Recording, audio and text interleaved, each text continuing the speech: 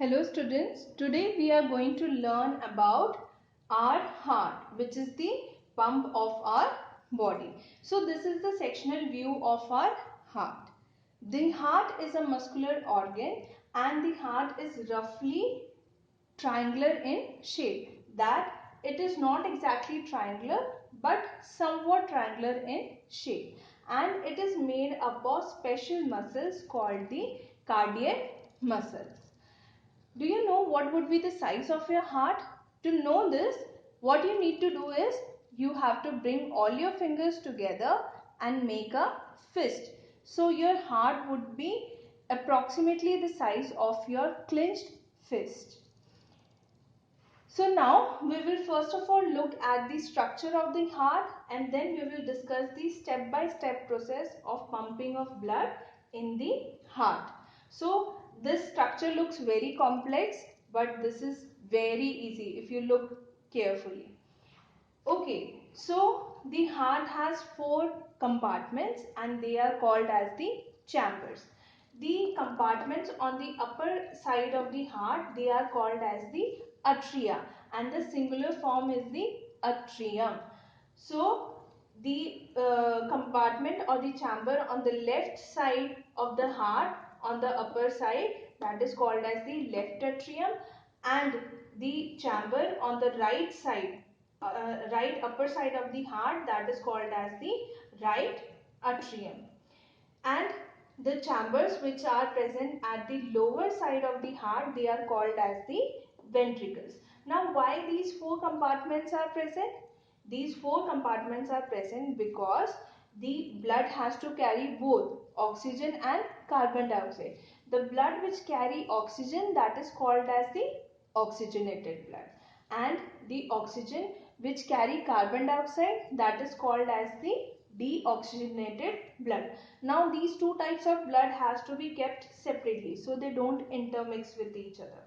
So for this, the oxygenated blood comes in the left side of the heart, and the deoxygenated blood, it comes in the right side of the heart. So here it is the right ventricle, and on the left lower side of the heart it is the left ventricle. The left atrium is connected to left ventricle through a wall V1, and here the right atrium is connected to right ventricle through a wall V2. And these four chambers, they are separated by a layer of tissue that is known as the septum. This is the dividing wall which separate the four compartments. And there is one protective sheath of tissue that is called as the pericardium. It protects the muscular heart. Now, the walls of the ventricle, they are thicker than the walls of the atrium. Why?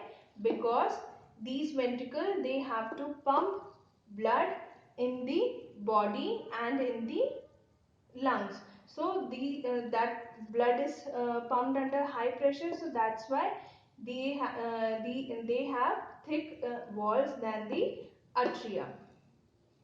Also these walls are present here. So what is the function of the walls present? These walls, they prevent the backflow of the blood. When these ventricles contract, then these walls, they automatically close to prevent the backflow of the blood into the atria.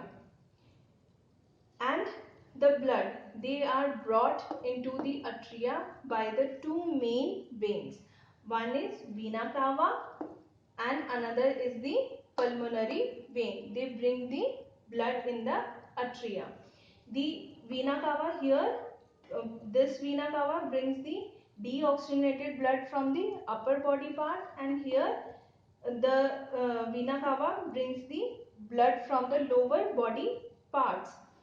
And here the pulmonary vein, they bring the oxygenated blood into the left atrium. Now we will discuss the systematic step-by-step process of pumping of blood inside this heart. So when all the four chambers are relaxed, the pulmonary vein, they bring the oxygenated blood here in the left atrium. Now the left atrium contract and this wall V1 it gets opened, and also the left ventricle expand to allow the blood to come here in the left ventricle. So the blood enters in the left ventricle. Now this left ventricle contracts and wall V1 closes to prevent the backflow. So the blood has to go this way and it enters the aorta and goes, this is the main artery.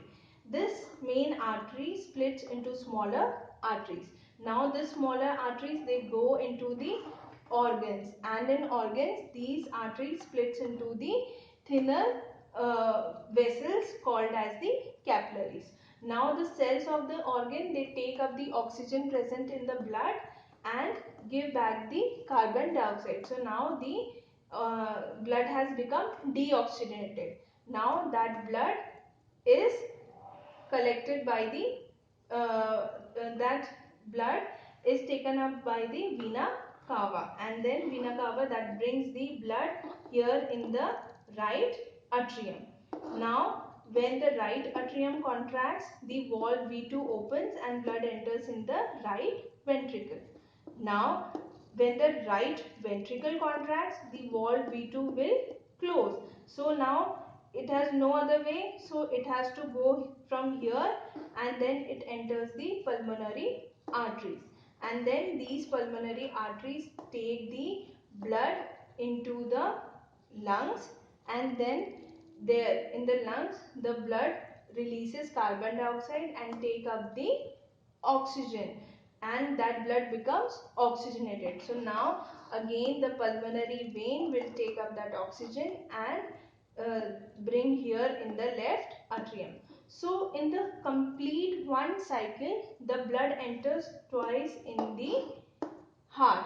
So this circulation is known as the double circulation, because the blood has entered twice in one complete process.